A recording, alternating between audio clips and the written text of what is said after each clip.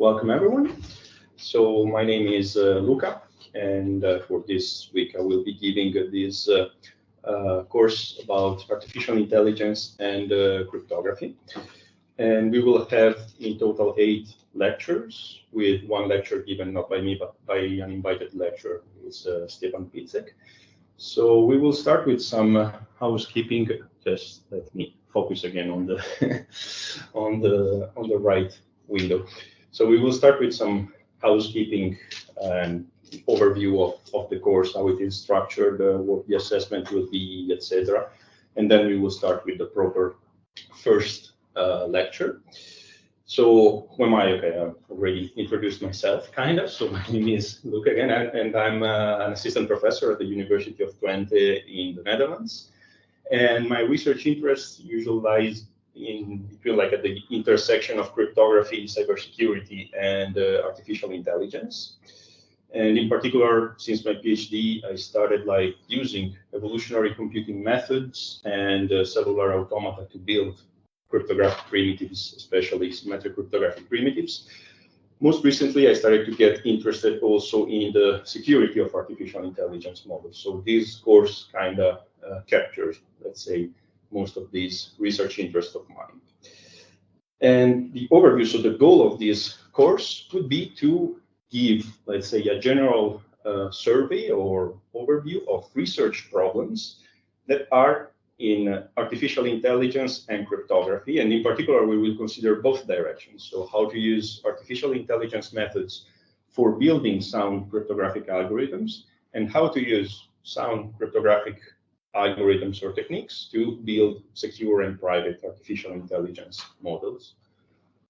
And these are the learning objectives that I would say, the intended learning objectives that I would like you to achieve by the end of this very short course. So ideally, by the end of this course, you should be able to employ artificial intelligence method to both design strong cryptographic primitives and also assess their security.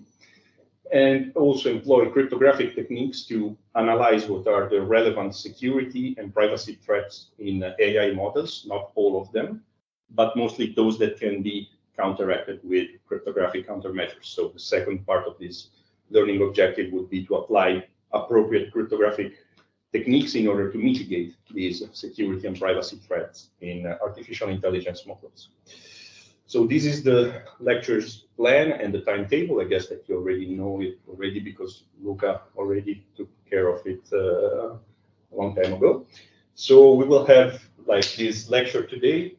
And then from tomorrow until Thursday, we will have both the morning from 10:30 to 12:30, and again from 14:30 to 16:30, as we are doing it now, until Thursday. And then last lecture on Friday will just be in the morning from 10:30 to 12:30.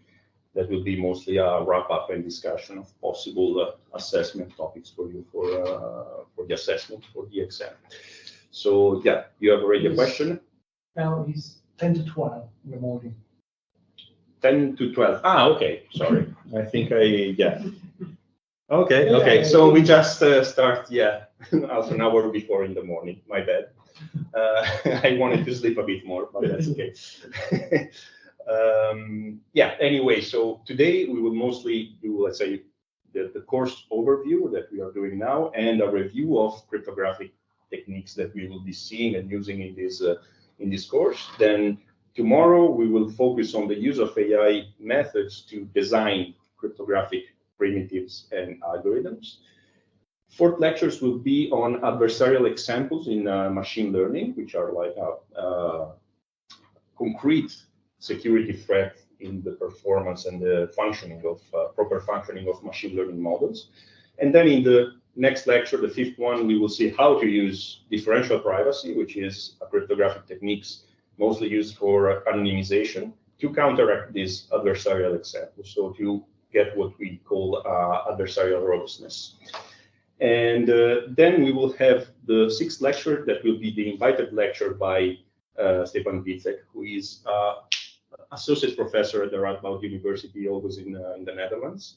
He has research interests that are quite, say, the same as mine, And as a matter of fact, we collaborated a lot in the past recent years, so it made a lot of sense to invite him and have this lecture on deep learning-based side channel analysis, which is a particular way of attacking ciphers, like concrete implementation of ciphers using deep learning methods. And finally, we will have the 7th lecture in the afternoon of Thursday about using secure multi-party computation protocols to achieve private machine learning. So you have machine learning models that are not leaking sensitive information. And finally, the last lecture, as I mentioned before, would be about wrapping up everything and then discussing a bit of possible open research questions, or let's say more in an easier way, also just talking about possible topics for the assessment. And that's it then for the prerequisites and assessment. So I'm just assuming that you have a bit of knowledge about machine learning, which I assume that most of the students nowadays have. And in any case, we will review also the part of machine learning where needed. And knowledge of cryptography is useful. So if you already took any course or something about cryptography, of course, it will be useful. But anything that we will do inside this course will be reviewed. And in particular, today, we will do mostly that. So we will review the essential notions used in cryptography. The assessment that I had in mind was that you write a short report, 8 pages, not more. I mean, 10 pages is also fine, but please don't, because it will be like a lot of time also for you to write more, and a lot of time for me also to grade it. And it will be a short report on a research topic that we agreed together. So the idea is that we use that last lecture to decide what you want to do, or at least give you an idea of what kind of topics you want to address in this report. The reason is that since this is a very short course, we cannot cover a lot of topics, of course. And this assessment can be both. If you want to do like something that is more theoretical or experimental, like if it was a contribution paper, you are more than welcome to try. So you say, okay, we find out like a specific open problem and you want to try to solve it or to study it from a theoretical or experimental point of view, then you are most welcome to try it. Otherwise, there is always the classic option that you select one of the topics that we saw during the course, and you write a short, concise survey about it. And yeah, so last lecture will be mostly for discussing these possible topics for the report. Of course, if you're able to connect this with your own research that you're doing in your PhD, then it's even better. Otherwise, we will try to work something out. And okay, so now we can start with the real lecture for today, that is about reviewing the basic concept of cryptography. So we will start with very basic concept of what cryptography is, first of all, and what is a cryptosystems, and what are the security models that are used to assess the security, the strength of a cryptographic system. Then we will move to, let's say, the 2 main breeds of cryptosystems that are in use today. So symmetric cryptosystems, where you use the same key to encrypt and decrypt, and public key cryptosystems, where you use a different key for encryption and decryption. So any questions so far? Also from the chat. I don't know, Luca, if there is anything. No questions now. Okay. So we'll just start. Let's do it. Okay, so these are a few references that I put here that you can look into if you want to have like a more complete treatment of what I can do now in the span of 1 hour and 15 minutes or something.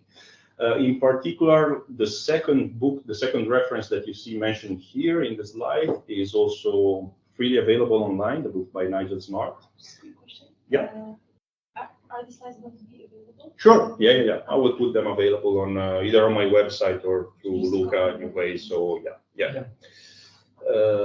And yeah, the other 2 are not available for free, but I think that maybe you can find for the first one, if I remember correctly, you can find some other editions that are available online on the website of the authors. Anyway, I will share these slides so that then you can also see the references. Okay, so let's start with what is cryptography, first of all. So, well, let's say that if you haven't seen anything about cryptography, maybe you heard at least that it is something that has to do with secrets, and in particular with secret writing. So a way of writing messages so that only the intended recipients of these messages, the author and intended recipient of these messages, can understand the meaning of the message, even if by an outsider or an external observer, doesn't make any sense. Like the encrypted message, the ciphered message looks like gibberish, basically. And the fact is that historically, cryptography was more than an art than a science, in that it was mainly relying on unsound methods until the half of the 20th century. For example, we had monoalphabetic substitution or polyalphabetic substitution. Maybe you heard about the Caesar cipher. That was the first crypto systems thought to be invented by Caesar during the ancient Rome times.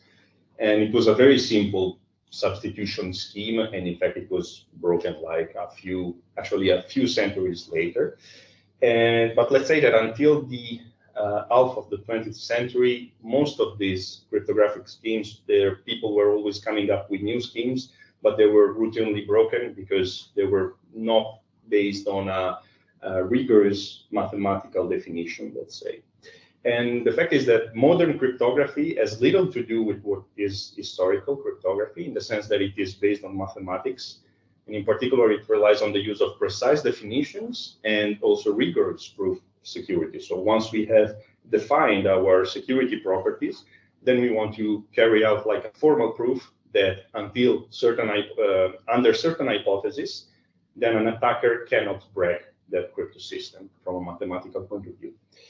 And also the scope of cryptography has enlarged since the beginning of its history, because in the beginning it was only about the secret writing, so encryption, how to hide the meaning of messages by changing, for example, the letters inside the message.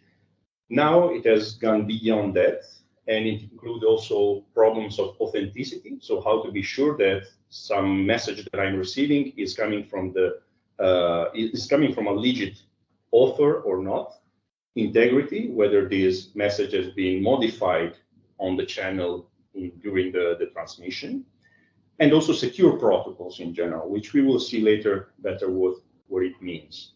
So let's say that an encompassing definition that I like for cryptography in general is that it is about the construction and analysis of cryptographic schemes, and these cryptographic schemes should be able to withstand any abuse. So even if we are in the presence of some malicious adversaries or malicious actors that want to try to have our system to deviate from their functionality, then they are still able, this system, to withstand these attacks from an adversary.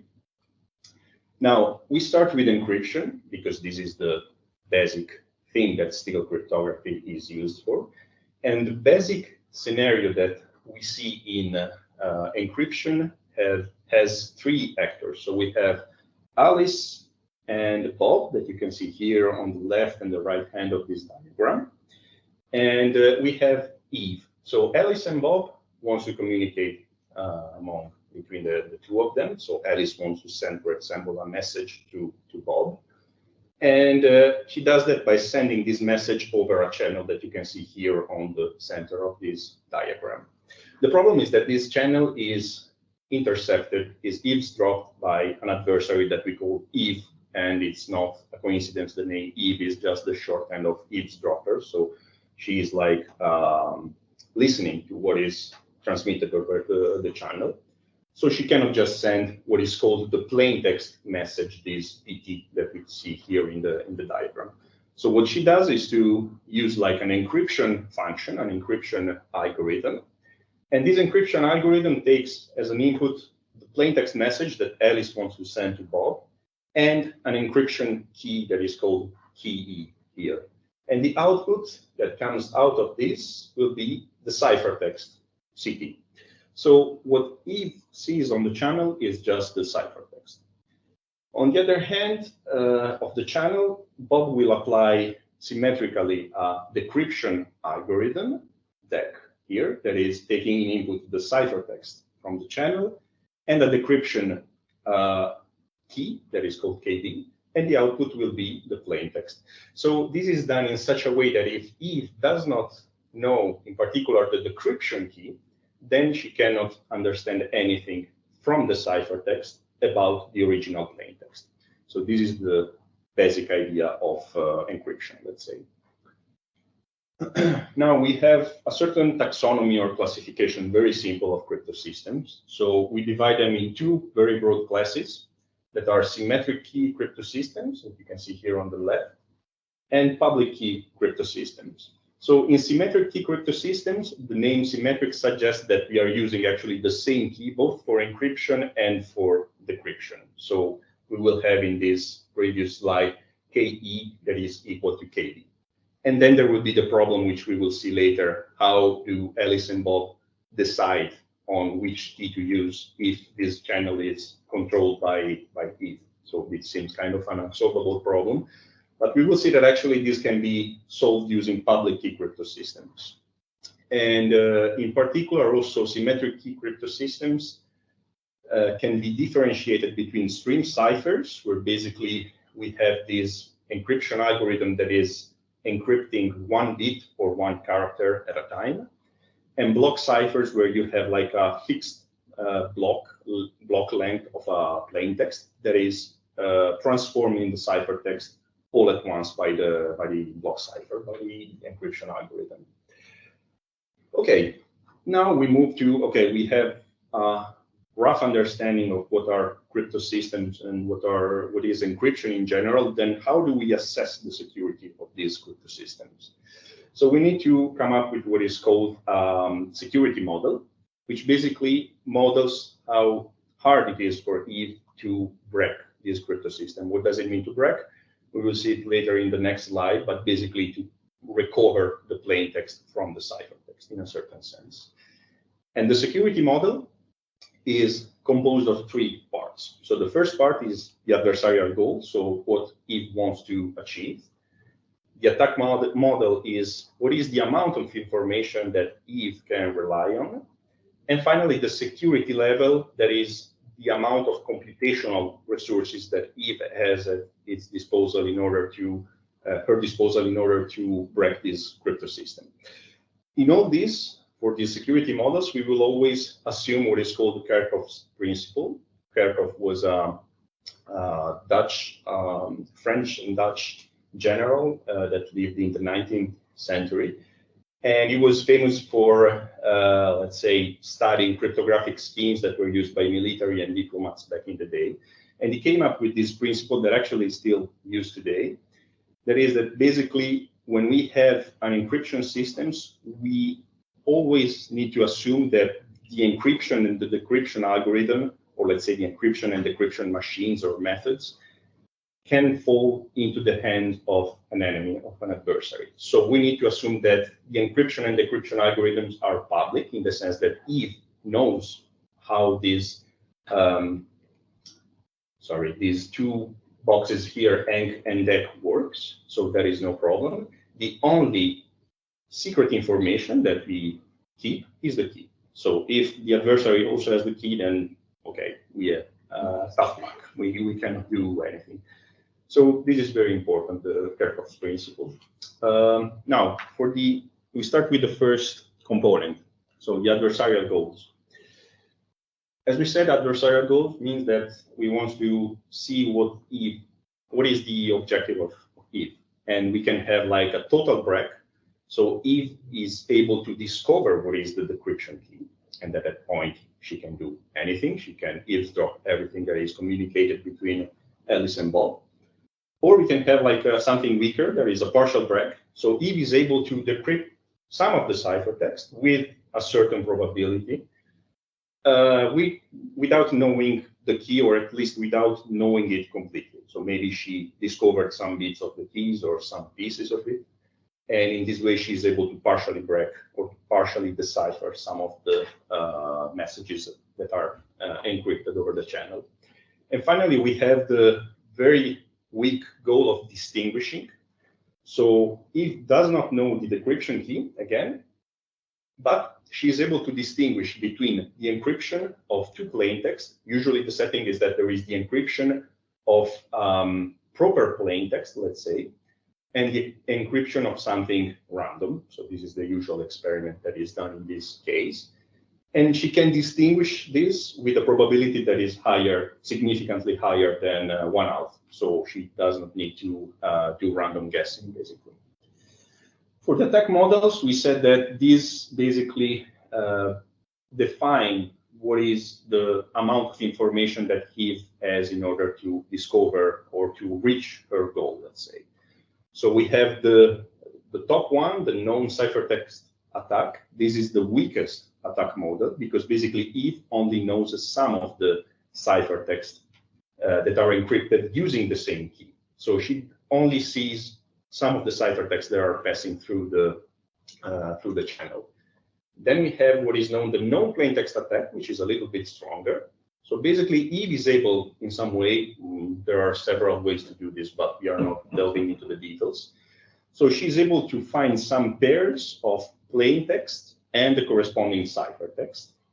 And these are encrypted using the same key. So she still does not know what is the encryption key, but she knows that these pairs of plain text and ciphertext are encrypted using the same key.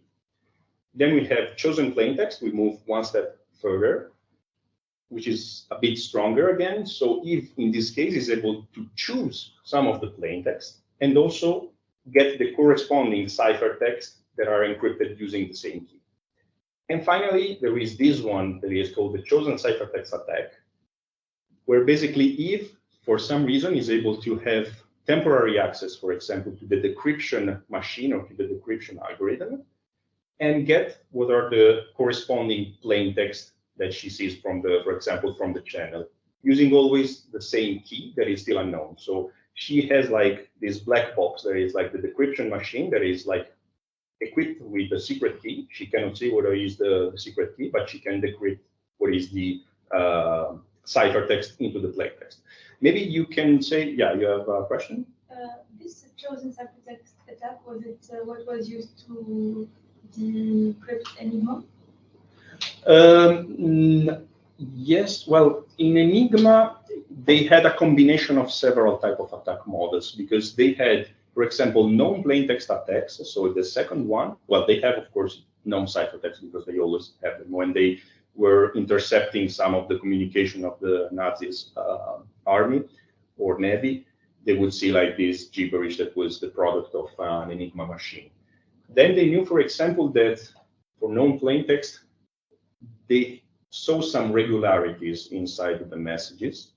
And they know, for example, that some parts of the message always had like this structure. For example, they were saluting Hitler, something like that. So it was like a fixed formula. And that they knew like that was a plain text. So they said, okay, the first part of the message is always like a greeting to Hitler. Like meteorological data. Yeah, exactly. Or otherwise saying like, what is the weather bulletin or something like that? What is the weather? And then they know. So they could decipher it like with the known plain text attack. And then, yes, of course, they had chosen ciphertext attack because at a certain point, they would also capture some of these Enigma machines. And they were already equipped with, let's say, with some decryption keys. So it was a combination of all these things. Yeah, like I was saying, so for chosen ciphertext attack, it could look like an artificial setting, because one would say, okay, if Eve is able to gain access to the decryption machine, then why should she want to find out the decryption key, for example, or do a distinguishing attack or whatever? Well, one of the reason was already like mentioned by Kenza now. For example, in the case of the Enigma machine, if you were able to find like one of the copies of this machine that you could also decrypt. And nowadays, it's something that is very common because if you look like into hardware implementations of encryption systems, like you have something in an Internet of Things device or something like that, then you have usually a lot of devices that are the same and they are equipped usually with the same encryption key. And if you are able to find like a clone of these devices, then you can also mount chosen ciphertext attack. Actually, we will see something similar in the lecture given by Stjepan on Thursday when we will talk about side channel. Okay, so for security levels, so this is the last component of the security model. So we have again also here 3 possible security levels. The first one is, let's say, the weaker one in a certain sense. So computational security means that Eve can only attack successfully a crypto system by performing big N operation where this N is a very large number. So something that is, for example, exponential in the length of the plain text. So it is a very huge number of operations that you need to do. Provable security, on the other hand, is something that we will see a bit better, later better, which is like we assume that some mathematical problems are difficult to solve if we don't have all the necessary information to solve them. Where difficult here is intended in a computational complexity way. So again, it means that the only best known attack, for example, is to perform a brute force search, so to try all combination, but this is not feasible. And finally, we have unconditional security. This is the strongest security level, and basically means that even if she has infinite computational resources, she cannot attack the cipher, the encryption system in a successful way. So infinite computational resources, of course, has no meaning like in a concrete setting because we're always having a finite number of resources from a computational point of view. But still, this is something that is doable. And in particular, we will see it now with the first example of crypto system, which is the Vernam cipher. So this cipher was invented by Gilbert Vernam in 1917, and it's very, very simple. So the idea we have, so a symmetric stream cipher, so we have something that is encrypting the message that is encoded in a bit format, so only zeros and ones. And this stream cipher is encrypted each bit one at a time. And the encryption operation is very simple. So we have a key that is long as the plain text. So we have the same length for the message and the key. And the encryption operation is just a bitwise exclusive OR, so a bitwise XOR. So you see here on the left for the encryption, you have X, which is the bit of the plain text, K, which is the corresponding bit in the key. We compute the XOR of it, and then Y will be the encrypted bit. Decryption works in the symmetrical way because XOR is an idempotent operation from the mathematical point of view, which means that if we apply it twice using the same key, we will go back to the beginning. So if we apply to the encrypted bit Y and do the XOR with the same bit of the key, we will get again X. So this is also called the one-time pad. And the reason is that each plain text is always encrypted with a different key. So imagine that we have like one message of, I don't know, 128 bits, for example. So we get like one key that is 128 bits, and we do bit by bit the encryption with this XOR operation. Then for another message, we need to change this key. We cannot reuse the same key. And this is the reason why it is called one-time pad. So we have like a big pad of papers, let's say, where we have all the bits of the key. And when we use one of the papers with all the key bits, then we just scrap it and then we pass to the next one. This is very important because it is important in order to understand why this one-time pad or Vernam cipher is unconditionally secure. For this, I will describe something very simple at the blackboard. So the idea is that we have, we are all short the chalks today. So assume that we have, here OTP or Vernam cipher. So we have, let's say, P, which is the set of all plain text.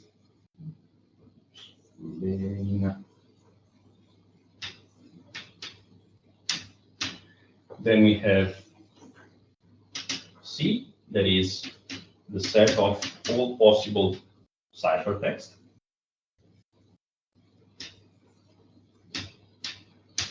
Okay, and then we have finally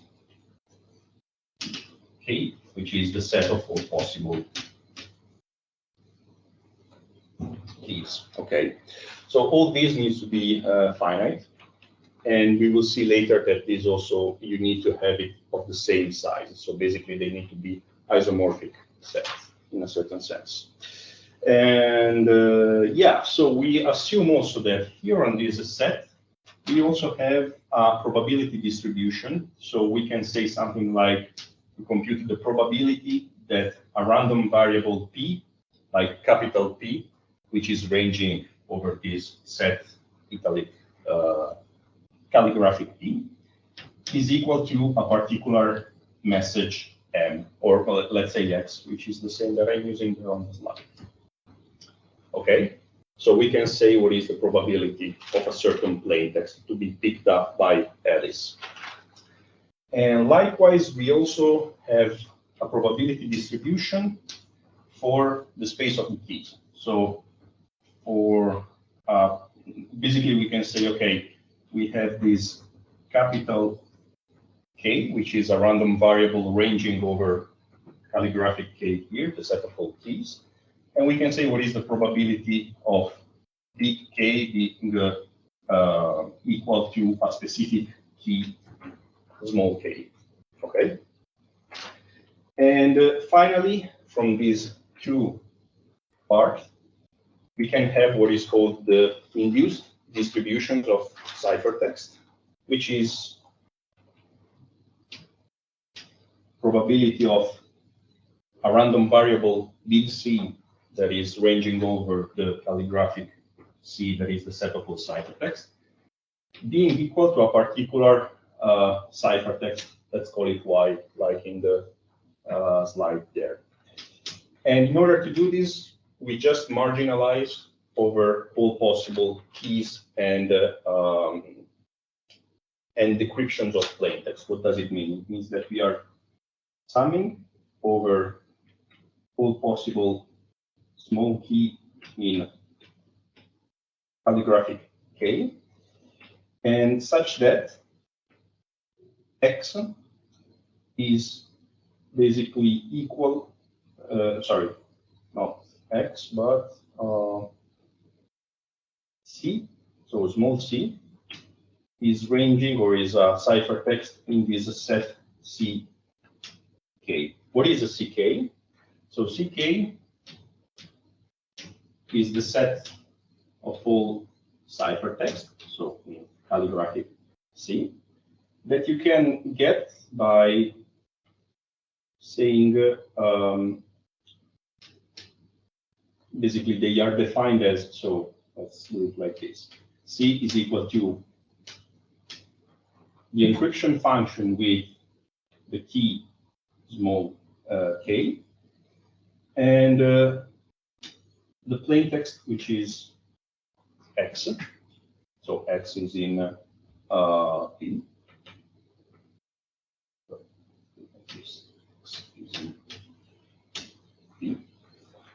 Okay, so to compute now the probability that a particular ciphertext is equal to Y, so a specific ciphertext message, we do the sum over all possible keys and all possible such that the ciphertext is inside this set here of the ciphertext that can be obtained by using the same key. Okay, and then we simply multiply the probability that dk is equal to the key that we have chosen by the probability that the plain text random variable is equal to the decryption under, let's call it that, under the same key of C. So all these to say that if we start from two a priori distributions for the plain text and the keys. Then we can compute using like standard probability theory what is the probability that a ciphertext is equal to a specific value. And then from there, basically, we're not going into the details of these proofs, of course, because we don't have the time, and it's also not that important. But the idea is that from this, you can also find what is the probability that, let's say, C is equal to Y, given that P is equal to X. So what is the probability that we observe a specific ciphertext given that we are encrypting a particular plain text? And also, more importantly, the other probability, that is, what is the probability that P is equal to a specific plain text X, given that we observe a ciphertext Y. How you compute this once you have defined this? You just use Bayes' theorem. So it's very simple.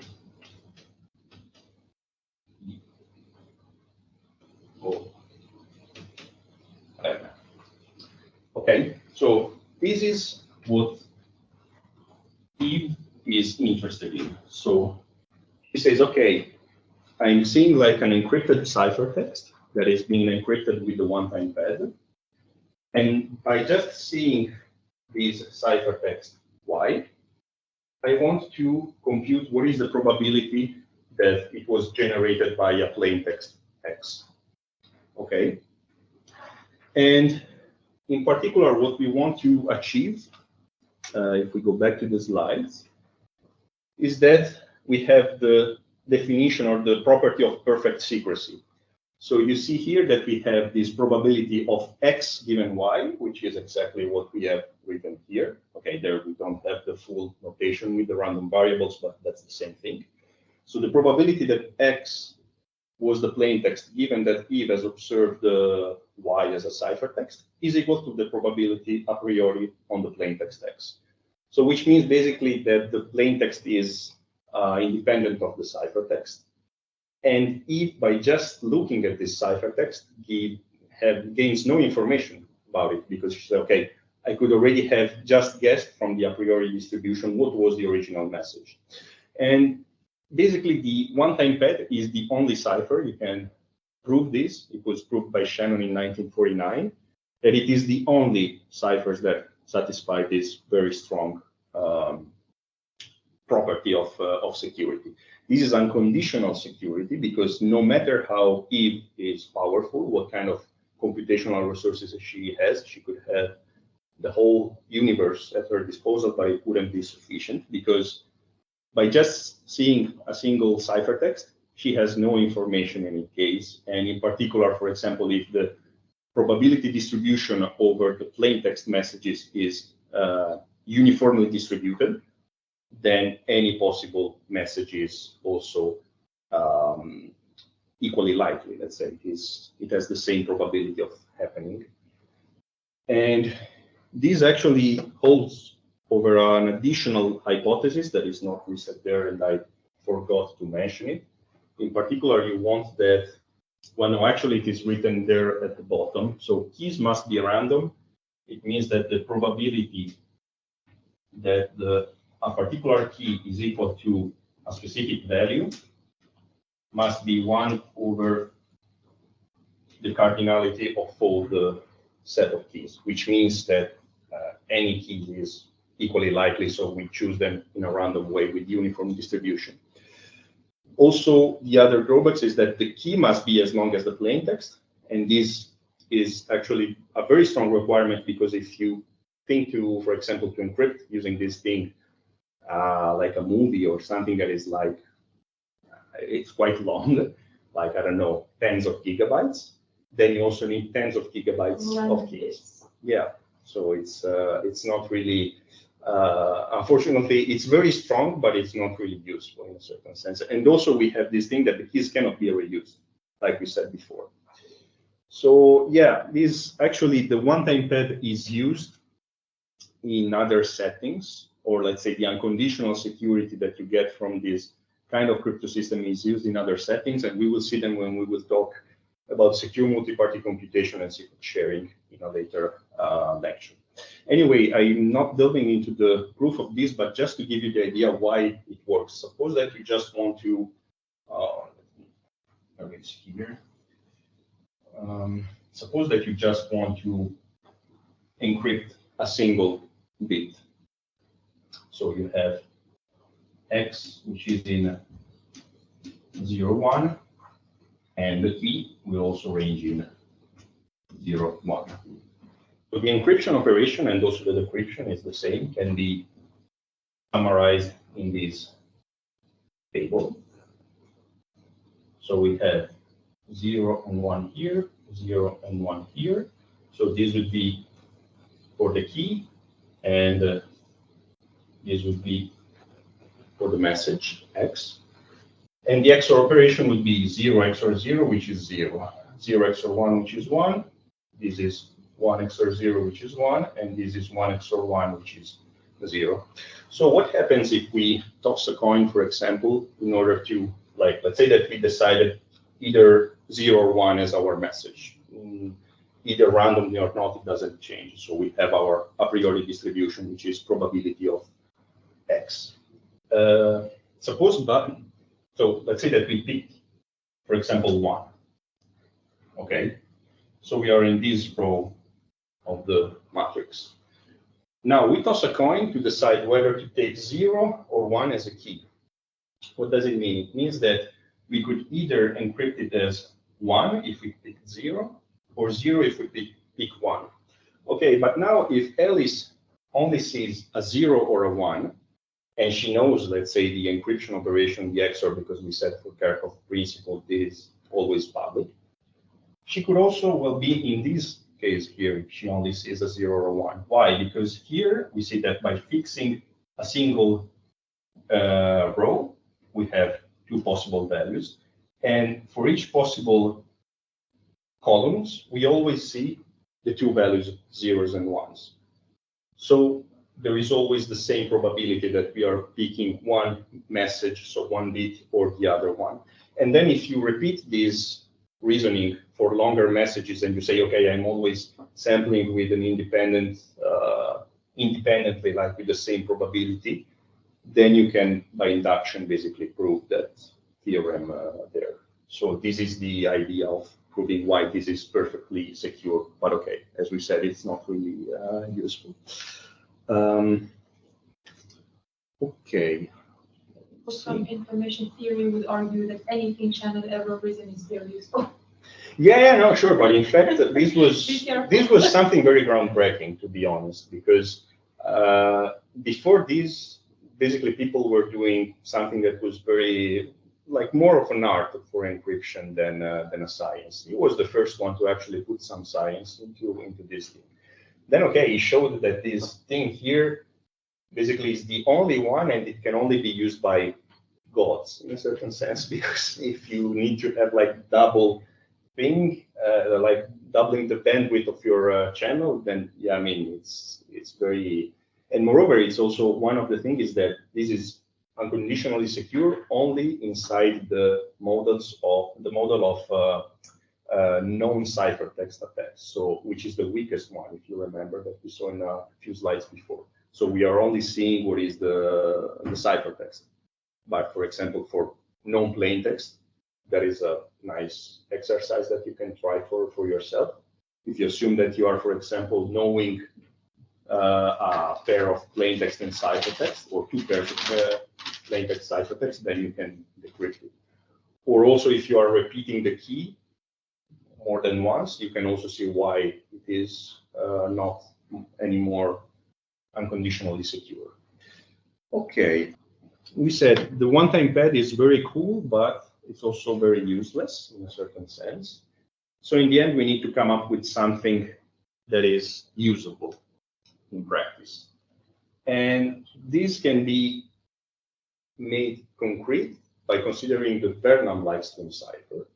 So here what we have is a very similar setting to the Vernam cipher, because we are always encrypting our plain text bit by bit with something that has the same length that we call Z, or the key string. The difference is that this key string Z is not a source of uniformly randomly distributed bits that comes from, I don't know, some physical process like quantum phenomena or thermal noise or these other kind of physical phenomena. So something that we can say, at least for the state of our knowledge, that they are really truly random. But it is something that is called pseudorandom. So pseudorandom means that we have our initial key K here, which is a short secret key. This is called the seed that is given into input in this PRG box, which is a pseudorandom generator.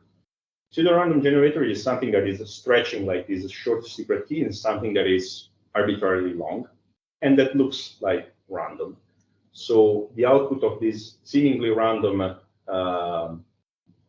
string is this key string Z that is again encrypted using XOR bit by bit. So the key stream eventually repeats, because basically what we have here is a pseudorandom generator that is a deterministic algorithm that is doing something deterministic using a finite memory. So it means that at a certain point it will start to get into a period, which means that the key stream eventually repeats. So we have no more unconditional security, because we said that in order to have it, exactly. So it means that if we have a long enough message, we will always end up with something that is not anymore unconditionally secure. So how do we do these pseudorandom generators in such a way that they are secure for practical reasons? So we need to rely or to resort to what are called one-way functions. They are basically the central component of all modern cryptography. And basically a one-way function is, let's say, a function from a domain A to a domain B that has the two following properties. So the first one is that it is easy, in a certain sense, to compute starting from A, from an input X in the domain A. It is easy to compute the corresponding image under F. And if we have, for example, this F of X or let's say particular Y in the codomain B, it is hard to compute the original gray image. What does it mean here, easy and hard? We need to interpret this in terms of computational complexity. So easy, let's say that it is polynomial time, and hard means we don't know any polynomial time in order to do this, and the best strategy is to do something that typically takes exponential time. And in particular, if you have like these specific kind of one-way functions that are called one-way permutations. So basically, it's just a one-way function that is also bijective, very simple. Then from there, you can construct using several theorems from the theory of modern complexity-based cryptography to get a pseudorandom generator. So let's look at a bit more into detail with this. So I will switch back to the blackboard. So we need to, let's say, formulate a theory of one-way functions that is saying, okay, in order for Eve, for example, to break it or to invert a one-way function, it would take her like a lot of time, like an exponential time in the size of the value that she's seeing in the range. Let me focus again here for the moment. Okay, so first of all, I don't know how much computational complexity you already know. I'm just doing a very quick overview, 5 minutes or something, just to see that we are all aligned. So we will use the notion of PPT algorithm, which is basically what? PPT stands for probabilistic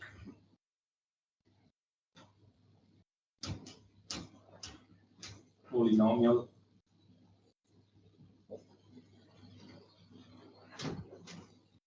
time. So this is an algorithm that takes like for, let's say that we have like an input X, which is a binary string of any length. Any length, okay. It means that if we apply, let's say that A is a PPT algorithm, okay, it means that A terminates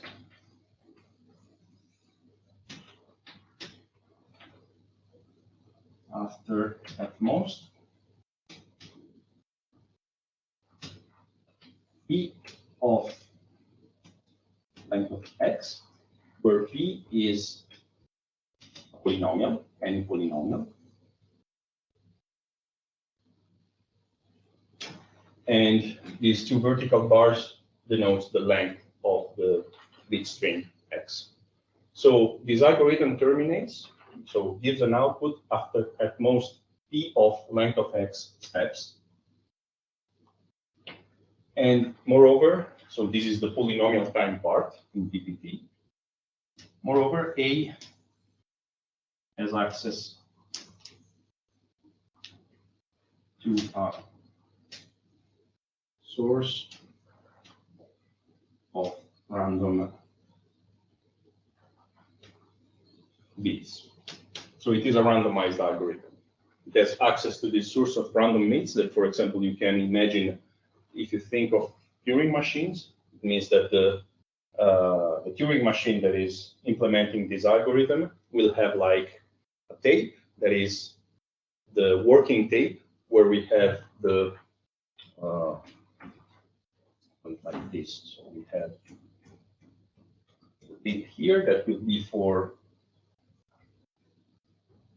putting the input X in the beginning, and then the machine will go over this this tape here. Plus, it will have an additional or a support tape that is filled with random numbers. So with a uniform distribution, this Turing machine has access to this source of random bits. So this is just the model of probabilistic polynomial time algorithm. Why do we want to use this? We want to use this because we will assume that if, in this case, our adversary is bounded by this kind of algorithm. So the best that she can do is to run a probabilistic polynomial time algorithm over the input that could be, for example, the ciphertext of a particular crypto system. So what we will need also, apart from probabilistic polynomial time algorithm, is the notion of negligible function. So let's put it here. So here we say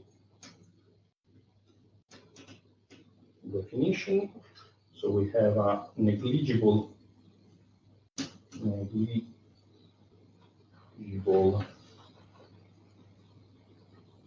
function, which is what? It is a sequence from the set of natural numbers to the set of real numbers, okay? And this is negligible if and only if we take any polynomial p, so something like we saw there. It means that there is, like at a certain point, a particular index big such that if we take any other number small n that is larger than or equal to big N, then the value of this function f of small n will be strictly smaller than the inverse of our polynomial computed on small n. So what does it mean, this definition? It means that this function here is growing slower than any inverse, than the inverse of any polynomial. Okay. So it means that it is growing very, very slowly, but very, very slowly. And why do we want to use this? Because we want to give, like Eve, a bit of a chance to break our crypto system. And in particular, we want to say, okay, we give you like a negligible probability of success.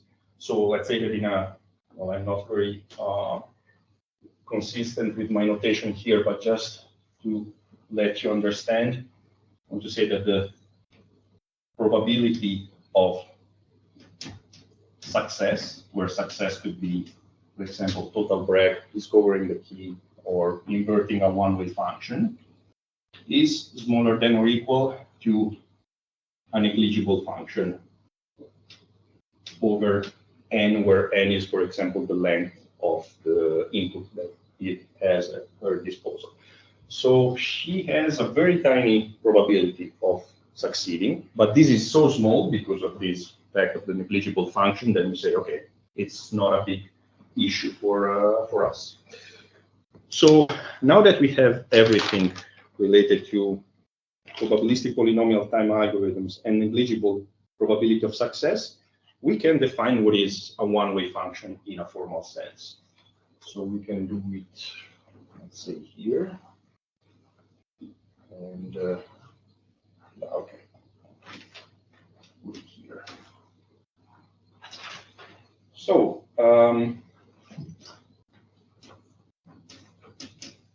definition, and this would be OWF, to stand for one-way function, and this would be, let's say, a function f that is sending a binary string of any length to another string of variable length. And we say that it is a one-way function if these two conditions are satisfied.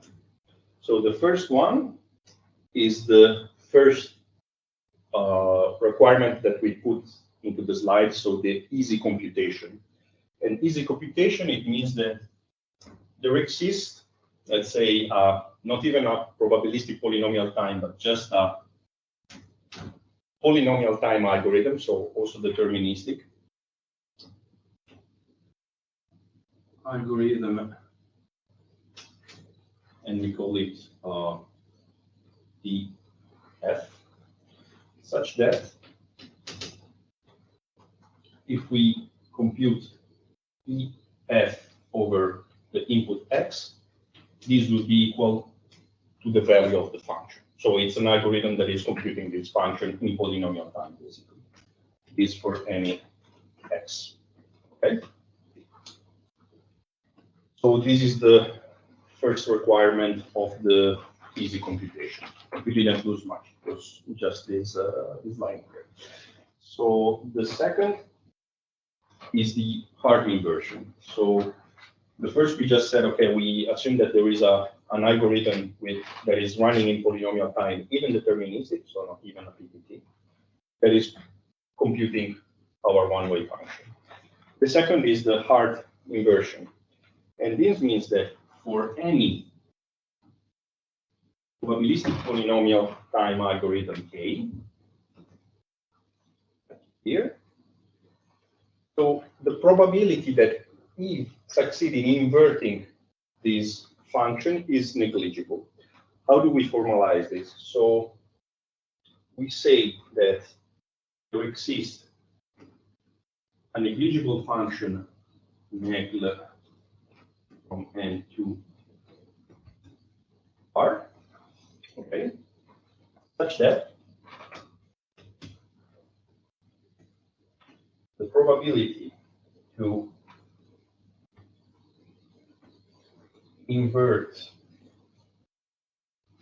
this algorithm A for a string, let's say, of length n, under the function f. I will explain better what is this right here, is smaller than the value of the negligible function over n. So what is that part there here? Mean of an of f equal to 1. So we assume that, I need to find a chalk. Let's go here.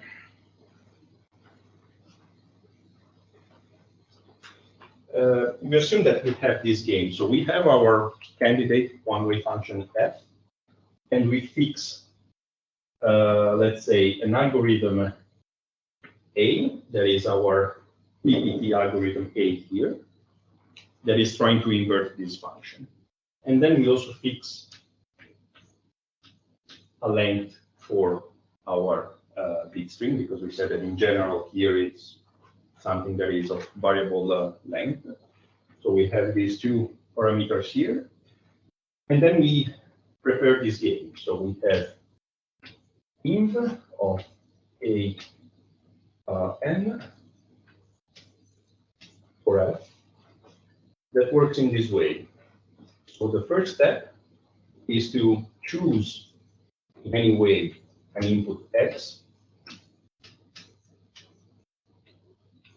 of length n. So this is the reason why we are picking n here. And we compute the corresponding output under f. So y is equal to f of x. Now we give y to our PPT A in this game, and A will return some candidate preimage, so some candidate inversion for this particular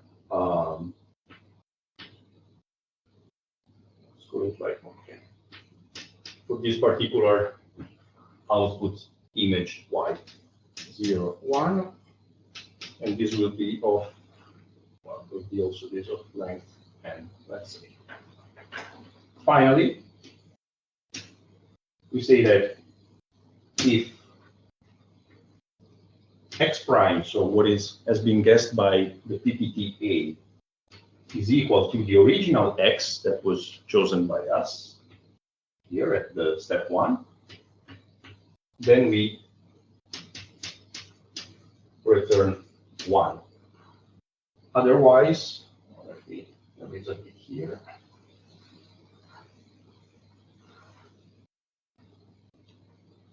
Otherwise, else return 0. Well, so what does it mean, this game? It means that the PPT algorithm A is winning the game if it is guessing correctly the preimage for a particular value y that we chosen in the beginning in the first step. And it loses if it does not guess right. So here, what we go back to this part here, we want that the probability that the adversary or the PPT algorithm A win the inversion game, so is equal to 1, the output of the algorithm, is something that is smaller than a negligible function for the same length of the bit string. So this is the way how we formalize the fact that one-way functions are difficult to invert in a computational complexity sense. Any questions so far? Okay. Yeah. Is the I and V Yeah. the inverse of f? Yeah, basically it contains like the inverse of f, because the first part is like not related directly to inverting, because we are playing this game in this case, not the algorithm per se. So we are choosing any input of length n, and we are computing the corresponding output. So in this case, we are applying the one-way function in that easy sense. Yeah. Okay. And Now we got y, and we want to recover x. yeah, exactly. We want to recover x With A. using this algorithm A, that is a PPT algorithm. Okay. So, and finally, it will win the game if it guesses correctly, this algorithm. So it will And be one. and the complexity of this thing is exponential. Yeah, in the sense that, of course, if you give, so here we are just assuming a single shot of the game. So it only has a single attempt, this algorithm. Mm-hmm. So it has this value y, and then it runs in polynomial, probabilistic polynomial time, and then it says, okay, I'm saying this particular x prime. Did I win or not? Let's see. But of course, if you would assume that, let's say, this game can be repeated for all possible input x, or for all possible, for all possible input x of length n, then it would be trivially broken, right? Because we would find at a certain point the right x prime that is equal to x. The problem is that in order to see all possibilities for x prime, you have 2 to the power of n possibilities, combinations, right? Mm-hmm. So this would be the cardinality of this set. Yeah. But And yeah, basically this means that you have an exponential time if you're brute forcing all possible inputs. yeah, I was thinking of what could we imagine the smarter than brute force. Let's say if, I don't know, for this particular algorithm A, if we have some way to quantify the quantity of information that we recover from trying one shot on one x or one f of x, then maybe there's some dynamical way to subdivide Yeah, I see. and recover the x. Yeah, I see what you mean. Like by repeating it, but not an exponential number of times, Yes. then maybe you can find something. And keeping this information that we recovered about the Yeah. system. Yeah, the trick here is in this part here. So the fact that you are bounding this probability of success with this negligible function, basically. That basically ensures you that even if you try many times, so basically it's either you try an exponential number of times or you won't have enough information to invert. Okay. So because the fact is that this must hold for all possible PPT algorithm. So you see this quantifier here. So any strategy that we are using to try to get We this. can't outsmart this. Yeah, exactly. So it's a very strong requirement, this one. And for any probabilistic polynomial time algorithm, there is like a reasonable or realistic model of computation in the real world. So usually we have something that is doesn't run in exponential time, because if you start with something that is 128 bits or 256 bits, and it goes in exponential times, it will take like more than the age of the universe to or something like that. Probabilistic polynomial time means instead that it will run in polynomial time, so hopefully something that is like going efficiently. You will die before the quantum computers help you. Yeah, exactly.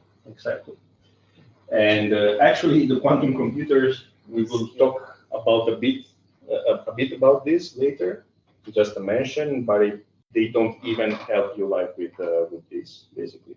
So one-way functions are so strong, and that is why they are so central in cryptography.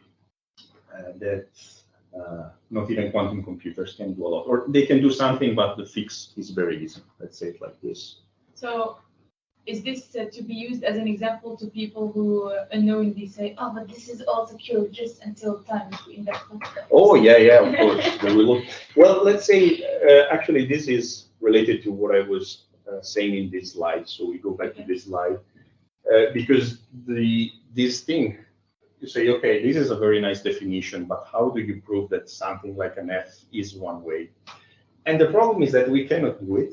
Like, we don't know at the state of our knowledge how to prove unconditionally, so without making any assumption, that a particular F is one way. So if we would be able to do something like that, then we would be able also to prove that P is different from NP, and that would be like a major something. So that's why we are pretty sure that this is something that stands, let's say. $1 million of price. Exactly. Maybe more. So if you're able to prove unconditionally that something is a one-way function, then you're also winning something like $1 million. And the Turing prize, probably. Yeah, and you can win it in either way, but the two consequences would be very different for cryptography, because if you prove that P is equal to NP, then it means that no one-way function exists, because it means that you can run like something that goes also in exponential time using something else that is polynomial. But this works, so that's weird. Yeah, exactly. And this would also mean that computationally secure crypto would not be possible. So the best we could do to hope for some security would be that we just use the one-time peg, basically, that we saw in the beginning. Actually, most of the people think that it is different from NP. And actually, if you're able to demonstrate that a one-way function is one-way, unconditionally, then you are also getting for free, let's say as a side result, that P is different from NP.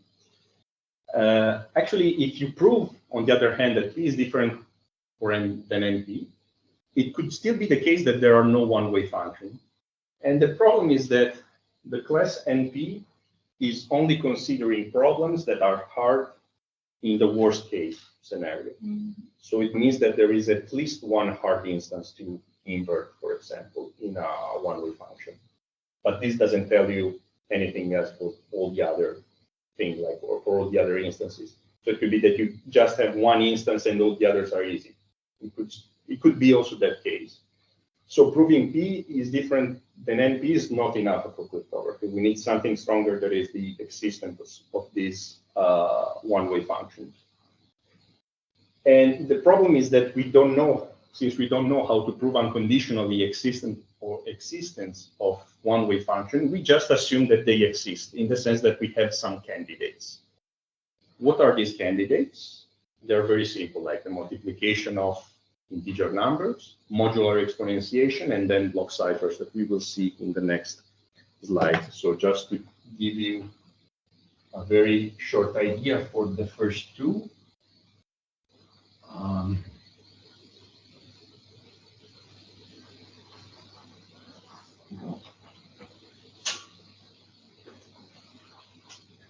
Okay, here. So you have, okay, here it is. So the first one is multiplication.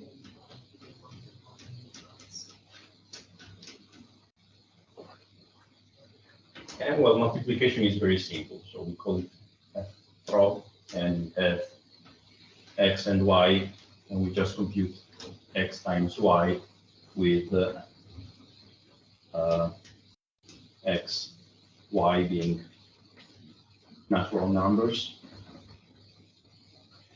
So this is thought to be a difficult, so to be a one-way function, because in particular the inverse problem would be to factorize an integer number. So the inverse problem would be factorization, and we don't know how to do this in an efficient way. So this is thought to be one of these hard problems that we can rely upon to do one-way functions and public key cryptography in particular. The other one is modular exponentiation. This is a bit more involved, but nothing terrible. So we have a prime p, so this is a prime number. So we consider what is called the ring of residue classes modulo p. So basically we have this set ZP that is containing all integer numbers from 0 up to p minus 1. And then we do addition and multiplication modulo p. So we just take the remainder of the integer division by p. Or for example, if you do, I don't know, p equal to 7, and then you want to add in this particular structure 3 plus 6, for example, the result would be 9. But then you need to reduce it modulo p, so modulo 7. So you take the remainder of the division of 9 by 7, and it would be 2. So you're always staying inside this this set here. So this is the idea of the modular reduction or arithmetic modulo.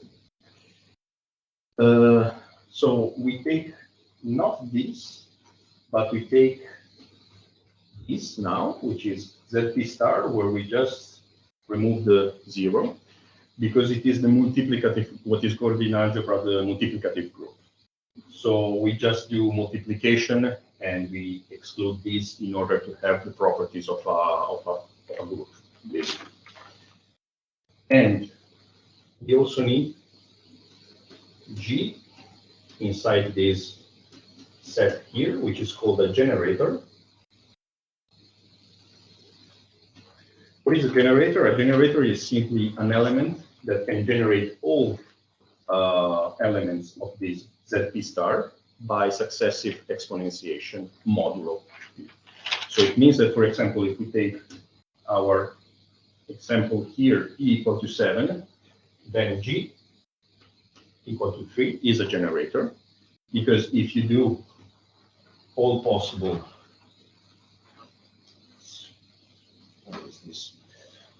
All possible exponentiation for e and 3 to the power of e modulo 7. So here we would have 0, 1, 2, 3, 4, 5. And if we do 3 to the 0 modulo 7, this would always be 1, of course. 3 to the 1 modulo 7 is 3. 3 to the 2 is 9 modulo 7. We computed it before, would be 2.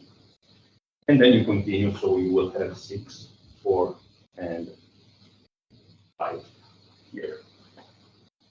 So actually, you can also see that this is a permutation of Z. We will call it Z7 star. And here we will have all numbers from 1 to 6. Then having a generator basically gives you a permutation of the multiplicative group.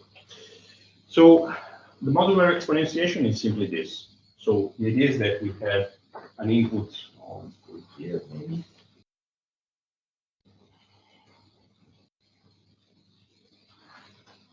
We have an input x inside ZP star, or it could even be a natural number, it's not important. But the idea is that we compute fx, our candidate one-way function,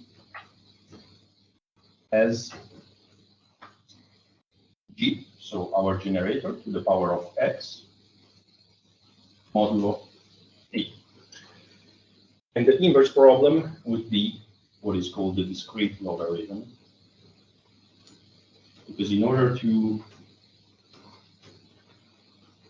get from here, so you have the result of this operation, you want to extract this. Basically, it's like you want to have like this logarithm.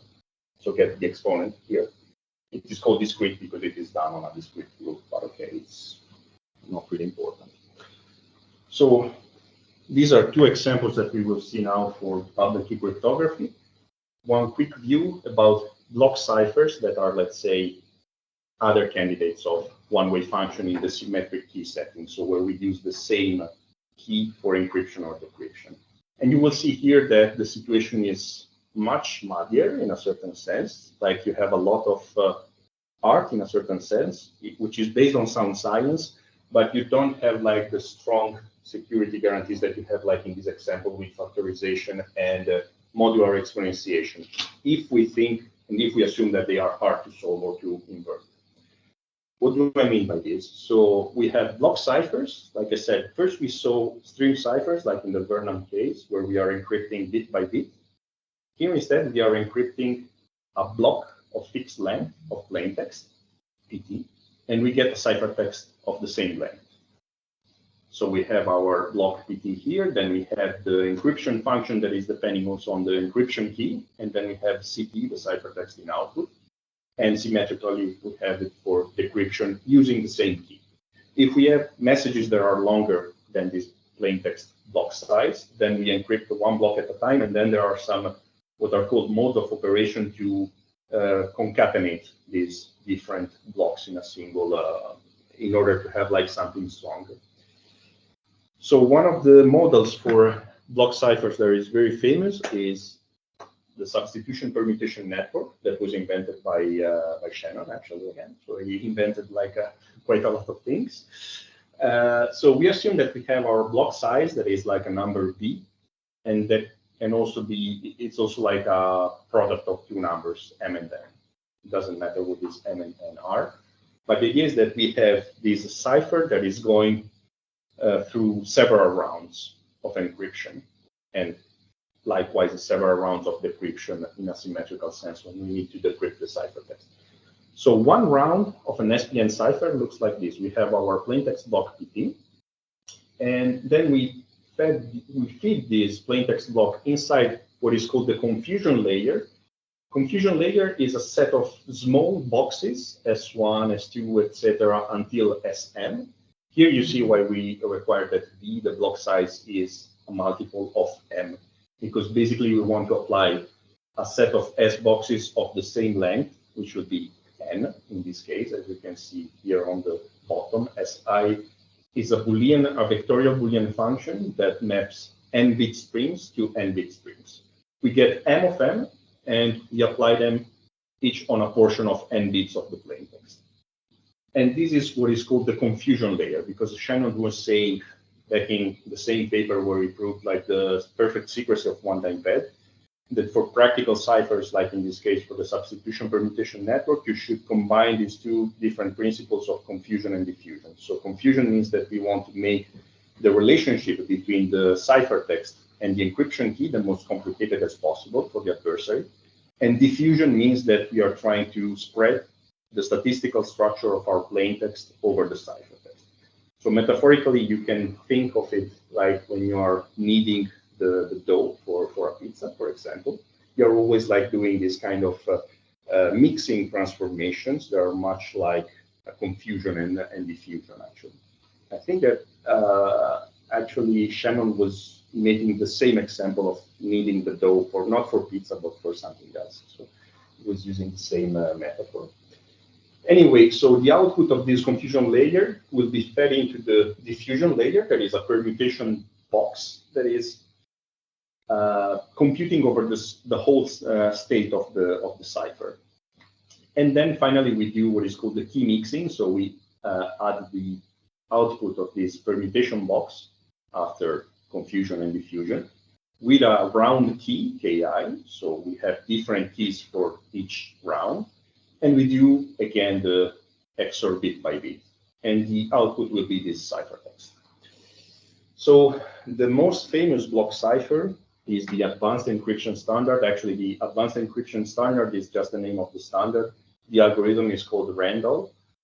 And the idea is that this advanced encryption standard was standardized using a competition between different algorithms. So they held it, the National Institute of Standard and Technology in the US in 1997 called for this competition for good block ciphers that would become like the next advanced encryption standards that would supersede the old encryption standard that was called DES, that nowadays is not used anymore, or at least it's used somewhere, but let's keep it secret.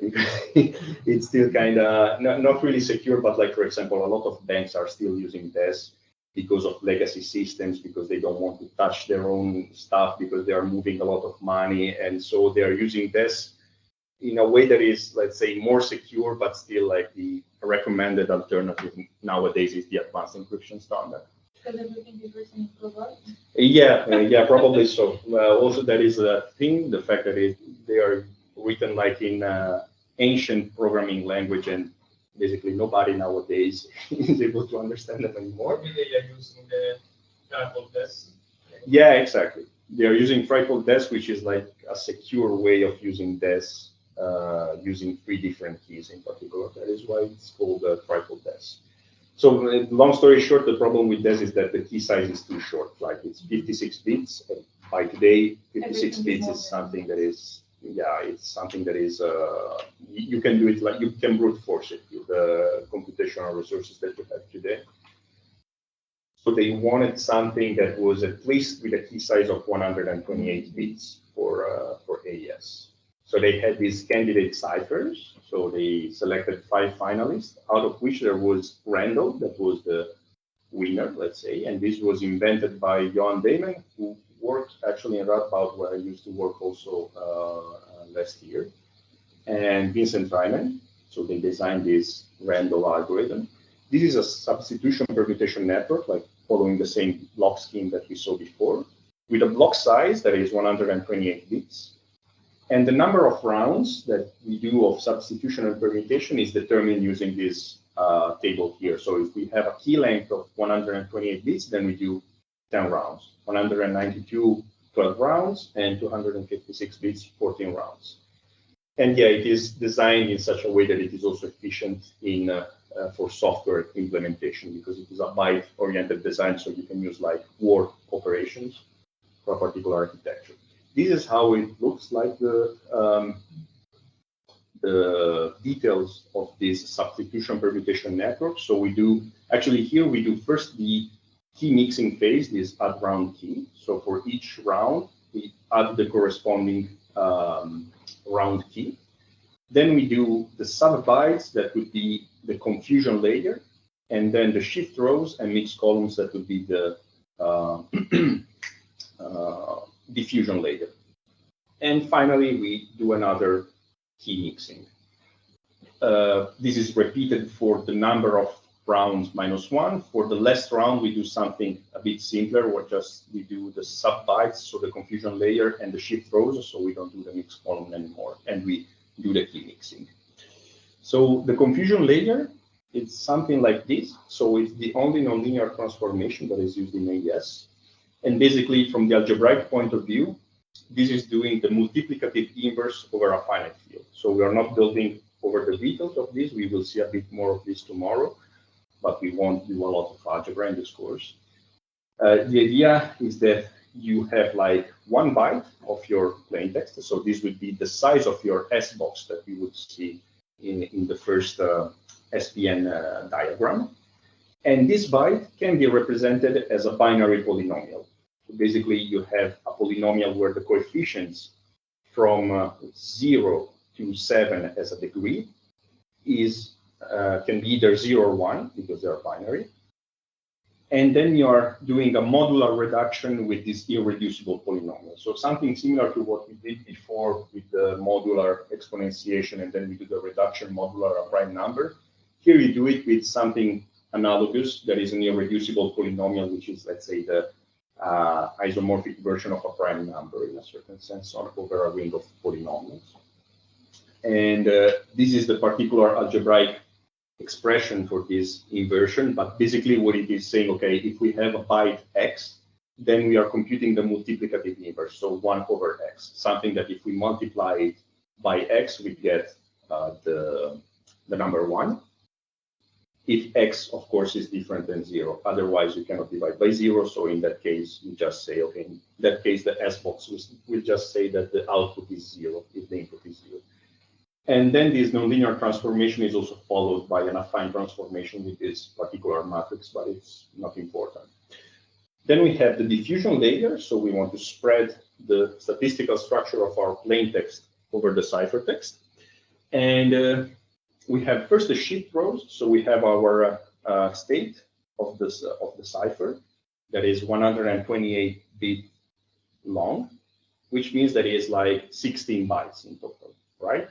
So we arrange these over a 4x4 bytes matrix. And then for each row, we do one circular shift. So for the first row, we do one circular rotation of the bytes. For the second, we do 2 rotation, then 3, and so forth. So this would be the shift rows. We are just rotating the rows of this matrix. Mixed column is a little bit more complicated because it acts only on the columns of the matrix of our state, and it is optimal. So it is giving an optimal diffusion because it is using something coming from coding theory. In particular, it is using MDS codes that basically ensures you that you have like let's say an optimal spreading of your plain text over the ciphertext. Okay, so this basically ends the part on symmetric key cryptosystems. And so as you see, it is something that looks like a bit more, how to say, a craft in a certain sense than a science, because there are a lot of magic numbers that I showed you inside. Actually, there is a lot of thinking into it, in the sense that people like John Damon and Vincent Reimann came up with a lot of different designs, and then they tried to attack it, and then said, okay, up to the best of our knowledge, and it is still true today, like we don't know anything better, we think that this is very secure, and you can use AES as a kind of a one-way function or one-way permutation, because you can do both encryption and decryption. So if you don't know the key, basically you cannot invert something in this sense. Now we finish for the first lecture with public key cryptosystem. This will be quite short, because we already saw the part on one-way functions with multiplication and modular exponentiation that we are using for these two exponentiation. I missed n here. So we go back to our basic scenario of public key cryptography. Public key cryptography of encryption in general. So we said, okay, that Alice and Bob in the symmetric key setting are using the same key, but how can they exchange this symmetric key? So the problem is that if they use the same channel, Eve will discover this key. So they need to find some other way, either some other channel to say, okay, we exchange this over this channel that is not eavesdropped by Eve. Otherwise, if they are constrained to use that channel, they need to come up with something else. And this can be considered a revolution in cryptography that was done by Whitfield Diffie and Martin-Hellman in 1976, where they published this paper called New Directions in Cryptography, where they came up with this idea of saying, okay, now we show how Alice and Bob can exchange a symmetric key by using the same channel that is eavesdropped by Eve. And this seems kind of a contradictory thing. So let's see how to do it. The idea is that assume that you have a set of boxes and padlocks, let's say, and keys that open these padlocks. So one idea is that, for example, Alice could send a message to Bob by closing it inside a box, and she locks it with a padlock, and she holds the key of that padlock, okay? So this would be the idea of this first part of the protocol. So Eve is sending something that is encrypted, so the original message is X, and then she encrypts it with her own encryption key that stays secret. So she just keeps that key. And then Bob, on the other hand, will do what? So he doesn't have the decryption key of Alice, of course.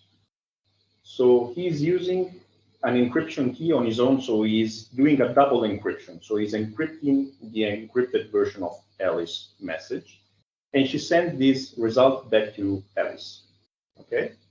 Now at this point, so with the metaphor of boxes and padlocks, it means that basically Bob is adding another padlock to the box, and he's locking it and keeping the key of this padlock. So if what she's seeing is just a box that is always closed by at least one or two, in this case, padlocks. Now, Alice, when she receives back these boxes with two locks over it, she removes her own, but there is still one padlock that is closed, whose key is owned by just Bob. So she sends back this to Bob. And now at this point, he has the decryption key, or let's say the key to open this padlock, so he can remove the last padlock, and at this point he can open the box and read what is written by Alice. So this is already something quite neat in a certain sense, because for centuries nobody thought of something like this thing also to do in a physical way, like with physical padlocks or boxes. The problem is that once we want to do it with cryptography using mathematics, there are a bit of problems here. I don't know if you can already see them from this protocol that we've just seen now. So what do you think could be the drawbacks of this protocol? Because of the public key. Sorry? Because of the public key. Because of the public key, what in particular? I mean, in this case, what does it have exactly? If the only sees the encryption, so or encryption or double encryption, and she does not know neither Alice nor Bob's key, so they keep them on their own. They don't need actually to exchange them because they're saying, okay, I'm closing my padlock with my key and I'm keeping the key, and they both do that. The problem is that, sorry? Yes, that could be one of the problems that unfortunately won't be solved by what I will show you later with them, because that is something that you address with authentication actually. But yeah, you're right, actually. And also, if the evil person has an example,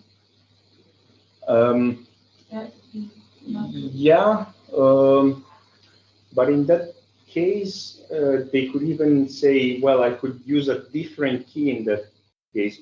Just think of the case of the boxes, so without thinking of the mathematical part in a certain sense.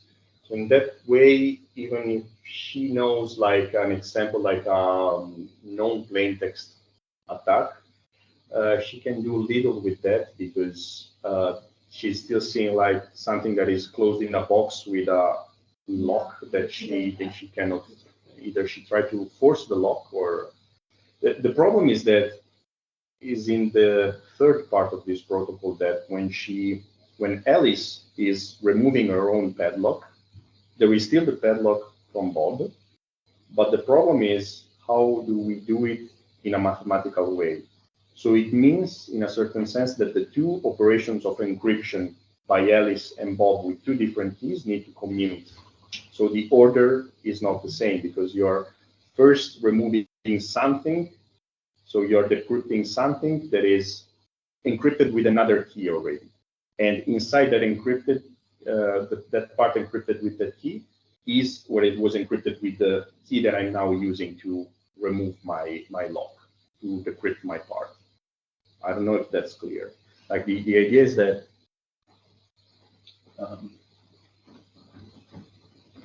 maybe that in the first encryption we left some information about the first encryption process or something? No, not even that. That could also be an issue, of course, but it's something a little bit more fundamental in the sense that here you do first Y, that is the encryption with the key of Alice, let's say, of X. And then your Bob is computing Z, that is the encryption of Y. So what does it mean? It means that if we substitute here, we get encryption with the key of Bob, of the encryption with the key of Alice of X. And now, in order to get W, he is saying, okay, I'm doing decryption with my own key of this part here. The problem is that here we have first the encryption of Bob before having our own encryption. Yeah. So this means that in a certain sense, these two encryption function needs to commute. So you can say that this is the same as encryption Of key of A of encryption of key. exactly of X. Yeah, otherwise we cannot send messages back and forth.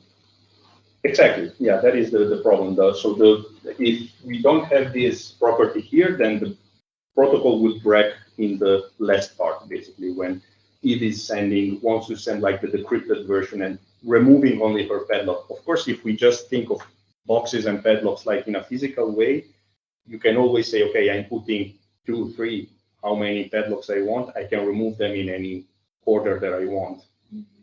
Here instead, from an algebraic point of view, it's not clear how you can do this. Actually, you can do this using what is called homomorphic encryption, but we won't see it here because actually there is a simpler scheme that is okay. Assume that Alice wants to send a message to Bob. So Bob, what he would do would be to send a lot of padlocks to Alice to say, okay, for each message that you want to send me, you use like the same padlock, so you can lock it because you don't need the key usually to lock a padlock. But I'm keeping the key for all these padlocks for my own. So the padlock here is KD, would be what is called the public key of Bob. This can be known also to Eve if she is dropped on the channel. But even if she has the padlock, she doesn't know how to, once it is locked, how to remove it, how to open it without knowing the key. So in this way, once Alice knows the public key of Bob, then she can use it to compute the ciphertext of the plaintext that she wants to send to Bob. And then Bob, from the other hand, will apply his own decryption key, that is called the private key now, so the key of the padlock, to obtain back the plaintext. So the idea is that Alice and Bob will share a pair of, will have a key pair, so each of them will have a public key and a private key. The public key can be public, so known to anyone.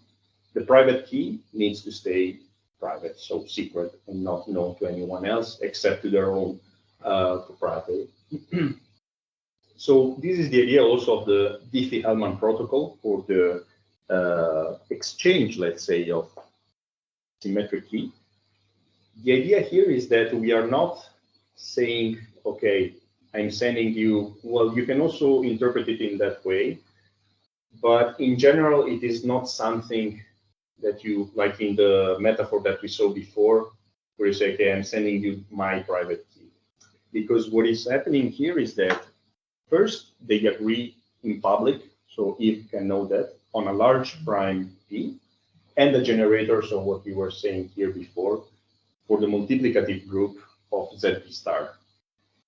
And then Alice will choose a secret value, XA, which is between 2 and P minus 2. The fact that 1 is not considered is just minor technicality, but don't care about that.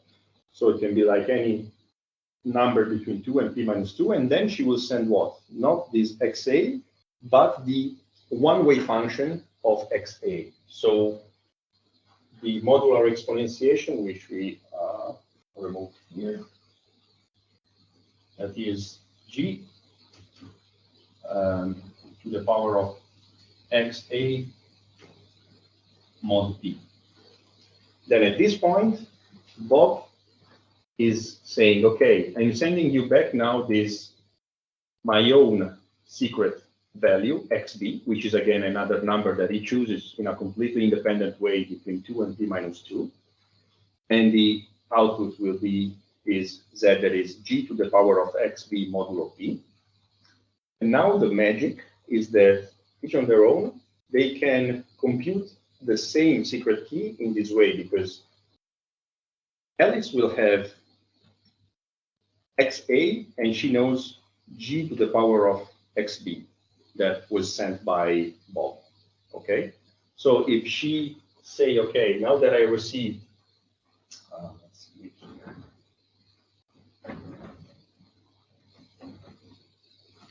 Even if I receive now g to the power of xb mod p, and I don't know xb and I don't know how to compute it, because this would entail to solve a discrete logarithm that we said before is a one-way, it's thought to be a one-way permutation.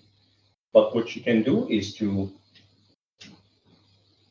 exponentiate this to her own secret value, xa, and she will get what? By simple algebra, g to the power of xb xa mod p. Bob, on the other hand, can do the other way around. So we will have g to the power of xa mod p. So he exponentiated to the power of xb, that is his own secret value, and he will have g to the power of x a x b, but this is the same xa and xb because it's commutative, the multiplication of exponent, right? So we can just write here also xb XA. This is the same thing, mod B. So this is computed by Bob, and this is computed by Alice. And this will be the final key that is exchanged between Alice and Bob. Actually, this is not even an exchange, but it is more of a key agreement, because they are not exchanging the key over the public channel, but they are exchanging some information where Eve cannot retrieve it, because from just looking at g to the power of xa modulo p or g to the power of xb modulo p, she would have to solve the discrete logarithm problem, and we think that this is very hard to do. And on the other hand, both Alice and Bob can compute this because they know at least one secret value. That's the idea. So we said about one-way permutation. Here, what we need also in public key cryptography, except in the case of the Diffie-Hellman key exchange, which is just a one-way permutation. Usually, we want a one-way permutation that is also a trapdoor function. What does it mean? It means that, okay, we have something that is a one-way function, but if we know a secret information, typically the decryption key, that is also called a trapdoor in this case, then it is easy to compute the inversion of the of a single image and get the pre-image. In all other cases, it's always hard in the sense that we saw before for one-way function. And the idea with RSA is that we are using the modular exponentiation and compute like two exponents, let's call it E and D. E will be the encryption exponent, and D will be the decryption exponent. How you get these two guys here would be by choosing two large primes, P and Q, and then compute their multiplication, that is called N, for the RSA module P times Q. From there, then, by using a little more of algebra that I'm not showing you now, you get these two encryption and decryption function and decryption exponents that they have this nice property that if you exponentiate any plain text to the power of E multiplied by P, so encryption and then decryption, then you will get, again, X. So these two are basically what are called the multiplicative inverse of one another. If you do it like reducing modulo, everything reducing modulo N. So the idea is that Bob sends to Alice his public key that is done by his RSA module, that is the multiplication of this prime number, Q, and the encryption exponent E. Eve will compute the ciphertext as the x to the power of E modulo N. And Bob, on the other side, will get back to X by just applying the secret exponent, decryption exponent D, that is the private key. X, D, D would be this. Okay, so this would be Y modulo N. And this will get in the final plain text. So this stands on the assumption that P and Q needs to stay secret, and also the decryption exponent needs to stay secret because it's the private key. But also, if Eve knows the factorization of P and Q, then she's able to, if she can factorize these, then she can also find efficiently the decryption exponent P. And so at that point, the whole thing will crumble down. The problem is that, again, we think that this factorizing very large numbers into their prime factors is very hard. It's a one-way function in a certain sense, the multiplication. And especially if you use like key sizes like this one, like up to at least 248 bits as recommended by NIST, then it is something that cannot be done in practice by Alice. Like the factorization of 248 bits into their prime factors is still something that is very difficult to do with classical computers, because the best we can do is to factorize up to 800 and something bits. If you use the what is called the variation with elliptic curve then you have like basically a more efficient representation of the multiplicative group, and you have for the same level of security, so the same level of hardness of the problems, a key size of 128 or 156 bits or 394 bits. Finally, a small thing about quantum computing. So we were saying that, yeah, these problems are hard, like one-way functions, but factorization and discrete logarithm in particular, but they are assumed to be hard using classical computers. However, if we use quantum computers, there is like Shor's algorithm that is able to solve both problems in polynomial time.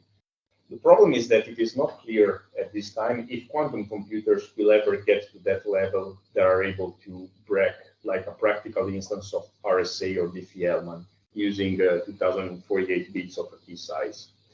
And even if we will reach that point, there are already in the process of standardization what are called the post-quantum encryption algorithms that are based on different assumption of hardness, not factorization, not discrete logarithm, but are based like on other type of mathematics like lattices or error correcting codes or isogenies. There are particular kind of elliptic curve and so on. So in that case, even quantum computers are not able to, at least at the moment, we don't know if there is a polynomial algorithm for a quantum computer to solve this problem. So they are secure. So to recap, so I hope that I conveyed the idea, basically, that modern cryptography is based like on computational complexity, and in particular, it is based on sound proofs that are relying on precise definition to say something rigorous about the security of a crypto system. The fact that we are assuming the existence of one-way function is central for all symmetric cryptography and also for public key cryptography, especially if we consider the part with trapdoor or public key crypto system like RSA. There are a lot of other topics that, of course, we are not covering here, like authentication that you were kind of mentioning before about solving the problem of man in the middle, all these kind of things. And so digital signatures that are related to this. Zero knowledge proofs and differential privacy. Actually, we will cover it in lecture 5.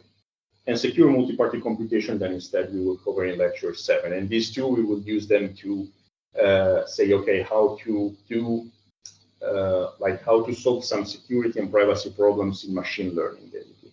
Instead, tomorrow, we will focus on using artificial intelligence to basically solve these design problems in symmetric cryptography. Like what I was saying before is that I showed you a lot of magic numbers, in a sense, for example, related to AES. And that is one of the reasons why AI can play a role in that case. So it is very good at finding these magic numbers in a certain sense, more efficiently in a certain sense than a human mathematician or cryptographer can do. And yeah, that's it. So if you have any questions, sorry if I ran out a bit late, but thank you in the meantime. So do you have any questions? Yeah. At first, you said that before crypto used to be very handmade or crafted, and now we are moving to a new era of crypto where we rely more on mathematical form of proofs. Yeah. But it still seems like these form of proofs make a lot of bold assumptions, and they are built on pretty much shaky ground. Yeah. So in a certain sense, yes. At least if you look at it like at a glance, like we saw today, it gives you this impression, especially in the symmetric key setting. The problem is that, like for symmetric key cryptography, yeah, it seems like a lot of handmade techniques in a certain sense, but they studied it like for so long, like these kind of crypto systems like AES, that still nowadays we don't know how to break it. So of course it could always be the case that in a certain future one finds like a particular attack on AES. It doesn't seem likely, at least from the impression like that I also by talking to Jon when I was at Radboud. Okay, he's one of the inventors, so of course it's his own creation. But yeah, I mean, so far it really seems that there are some known attacks, but they are not enough to break the whole complete version of AES. Like for example, you can attack some reduced round version of AES, less than 10 rounds, for example. but the security margin of having 10 or 14 rounds is enough for having concrete security up to now. And for public key or for one way, actually, this theory, yes, seems a bit shaky in a certain sense, but the problem is that it is relying on some assumption of computational complexity that are widely believed to be true. Like, it's not even something. Yeah, exactly. Something like that that says, okay, if it would be the other way around, that P is equal to NP, basically it means that we didn't understand anything about how the world works for centuries.